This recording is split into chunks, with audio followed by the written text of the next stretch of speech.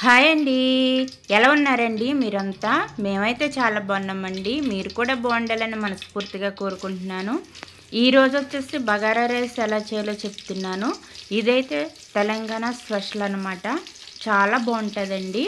తెలంగాణలో పెళ్ళిళ్ళైనా ఫంక్షన్లైనా ఏదైనా సరే బగారా రైస్ లేకుండా వాళ్ళు ఫంక్షన్ అనేది చేయరనమాట. రీల్స్లో చూస్తేనే నాకు కూడా తెలుసండి. అయితే ఇప్పుడు వచ్చేసేమో అండి, ఈ బగారా రైస్ ఎలా చేయాలో సింపుల్గా చెప్తాను. ఒక బాండి పెట్టుకుని ఇందులో ఆయిల్ అలాగే గీ వేసుకోవాలన్నమాట. బగారా రైస్లో గీ అనేది చాలా ఇంపార్టెంట్. అప్పుడే మంచి ఫ్లేవర్ అనేది వస్తుంది అనమాట. ఆయిల్ ఒకటి వేస్తే అంత ఫ్లేవర్ఫుల్గా ఉండదు. తర్వాత వచ్చేసి ఉల్లిపాయలు అనమాట. ఒక 2 ఉల్లిపాయలు, అంటే మనం చేసుకునే రైస్కి తగినట్టుగా. నేనైతే ఇక్కడ వచ్చేసి 1/2 కేజీ మాత్రమే చేస్తున్నానండి, మా ఫ్యామిలీకి సరిపడా. ఈ 1/2 కేజీ రైస్కి ఒక 2 ఉల్లిపాయలు ఇలా చీలికలుగా కట్ చేసి వేసుకున్నాను. వీటిని కొద్దిగా వేడైన తర్వాత సాజీరా వేయాలన్నమాట. ఈ తెలంగాణ స్పెషల్లో ఈ రెసిపీలో కంపల్సరీ వేయవలసింది ఏంటంటే సాజీరా వేస్తేనే ఆ యొక్క బగారా రైస్ ఫ్లేవర్ అనేది బాగా వస్తుందన్నమాట. ఇంతకీ బగారా రైస్ మీకు తెలుసా తెలీదా? మన గోదావరి సైడ్ వాళ్ళకి బగారా రైస్ నాకు తెలిసినంత మట్టికి అంతగా తెలియదండి. ఎందుకంటే మేము కూడా గోదావరి సైడే కదా. మేము ఎప్పుడు ఈ కొబ్బరి బిర్యానీలు, కొబ్బరి పలావులు, అలాగే పలావు, దమ్ బిర్యానీలు ఇవే బాగా తెలుసు. బగారా రైస్ అనేది అంతగా తెలియదు అనమాట. ఇప్పుడు సోషల్ మీడియా ప్రభావం వల్ల అన్నీ తెలిసిపోతున్నాయి అనుకోండి. మనకు తెలియని రెసిపీలు ఎన్నో నేర్చుకుంటున్నాం, చేస్తున్నాం. వాళ్ళ రెసిపీలు మనం చేస్తున్నాం, మన సైడ్ రెసిపీస్ అటు సైడ్ వారు చేస్తున్నారు. ఈ సోషల్ మీడియా అంత బాగా ఉపయోగపడుతుంది మనందరికీ కూడా కొన్ని కొత్త విషయాలు తెలుసుకోవడానికి. అయితే ఇప్పుడు వచ్చేసేమంటే పలావ్ దినుసులు. ఇంతకీ మనం బిర్యానీలో వాటిల్లో మొదట ఆయిల్లో ఫ్రై చేసి తర్వాత ఉల్లిపాయలు వేస్తామా? ఈ బగారా రైస్లు అలా కాదనమాట. ముందు ఉల్లిపాయలు ఫ్రై చేయాలి, తర్వాత సాజీరా కూడా వేసి ఫ్రై చేశాక పలావ్ దినుసులు అనేవి వేసుకోవాలన్నమాట. పలావ్ దినుసుల్లో మిరియాలు కూడా వేయాలండి. ఈ మిరియాల ఘాట్ అనేది బాగుంటుందన్నమాట. ఇందులో వేరేగా కారం గట్టి యాడ్ చేయమన్నమాట. మిరియాలు, పచ్చిమిర్చి మాత్రమే ఉంటాయి. అయితే పచ్చిమిర్చి కూడా కారంకి సరిపడా యాడ్ చేసేసుకోవాలి. ఇప్పుడే ఈ పలావ్ దినుసులు కొద్దిగా ఫ్రై అయిన తర్వాత పచ్చిమిర్చి అనేది కారానికి సరిపడా యాడ్ చేసుకుని తర్వాత అల్లం, వెల్లుల్లి, జీలకర్ర, గసగసాలు, ధనియాలు అన్నీ కలిపి చేసుకున్న పేస్ట్ అనమాట. ఇది ఒక 2 స్పూన్లు వేసుకుని ఇది పచ్చివాసన పోయే వరకు కూడా ఫ్రై చేయాలి. మామూలు పలావుల్లో కంటే కూడా ఇందులో తక్కువ మసాలా వేయాలి. లేదంటే మనకి బగారా రైస్ ఫ్లేవర్ కంటే కూడా పలావ్ టేస్ట్ అనేది వచ్చేస్తుంది. కాబట్టి మనం తక్కువ వేయాలి. తర్వాత సాల్ట్ కూడా వేసుకుని ఇదంతా పచ్చివాసన అంతా పోయే వరకు ఒక 2 మినిట్స్ వరకు ఫ్రై చేయాలన్నమాట. అప్పుడే బాగుంటుందండి. లేదంటే మసాలా స్మెల్ అవి కూడా వచ్చేస్తాయి కదా. అది అందరికీ తెలిసిందే, అయినా మన వీడియోలో మరలా చెప్తున్నాను. ఎవరైనా తెలియని వారు చూస్తే తెలిసి నేర్చుకుంటారని. దీనికి వచ్చేసి బియ్యం నానబెట్టుకుని ఆ రైస్ని ఏం చేయాలంటే ఆయిల్లో ఈ మసాలాలో వేసి బాగా ఫ్రై చేయాలండి. మామూలుగా ఎసరు పెట్టేసుకుని ఎసరు మరిగిన తర్వాత కదా మనం రైస్ యాడ్ చేసుకుంటాం. ఈ బగారా రైస్కి మాత్రం బియ్యం అనేది ఫ్రై చేయాలన్నమాట. ఇంతకీ మీకు ఒక విషయం తెలుసా? రాజుల బిర్యానీలు అవి చేస్తారు కదా, ఆ రాజుల బిర్యానీలో కూడా రైస్ అనేది ఫ్రై చేయాలండి. మీకు తెలిస్తే కామెంట్ చేయండి. నాకైతే తెలుసు. ఎప్పుడైనా రాజుల బిర్యానీ చేసి పెడతానులేండి మన ఛానల్లో. చాలా బాగుంటుంది. కాకపోతే స్పైసీ ఎక్కువ ఉంటుంది అనమాట రాజుల బిర్యానీ వచ్చేసరికి. ఈ బగారా రైస్ మాత్రం పెద్ద స్పైసీ ఏముండదండి, నార్మల్గా ఉంటుంది. ఇందులోకి మటన్ కూర, లైక్ చికెన్ కూర ఇవన్నీ కూడా బాగుంటాయి. తెలంగాణ స్పెషల్ మాత్రం బగారా రైసు, మటన్ కూర. అదేనండి తెలంగాణ స్పెషల్. ఈ బియ్యం అనేది ఇలా ఫ్రై చేసుకోవాలి. ఫ్రై అయిన తర్వాత వాటర్ కొలితేనండి, డైరెక్ట్గా ఏమీ వేయట్లేదు. నేను రైస్ కొలిసాను. 1 కప్పు రైస్కి 1.5 కప్పు వాటరు కామన్ కదా, అదే కామన్గా ఈ రైస్కి సరిపడా వాటర్ అనేది యాడ్ చేయాలి. యాడ్ చేసి అడుగు పట్టకుండా బాగా కింద నుంచి కలిపేయాలన్నమాట.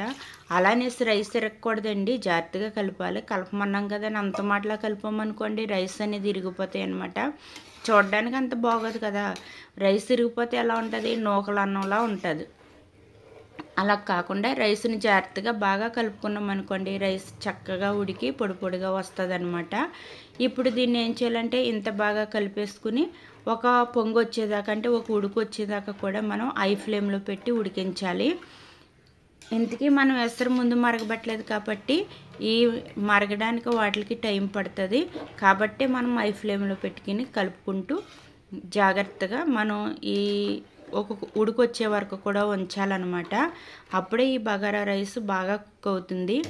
లేదంటే కింద ఉడికిపోద్ది, పైన పొలుగ్గా అలా ఉంటుందండి.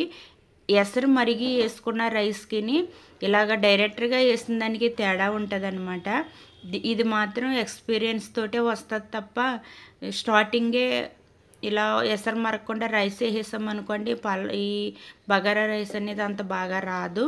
చాలా జాగ్రత్తగా చేసుకోవాలి ఈ టైంలో మాత్రం.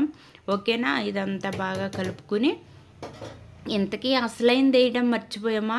లేదండి, కొంచెం మరుగొచ్చాక వేద్దాం కదని పక్కన పెట్టాను అంతే. ఇందులో వచ్చేసి పుదీనా కొత్తిమీర అండి.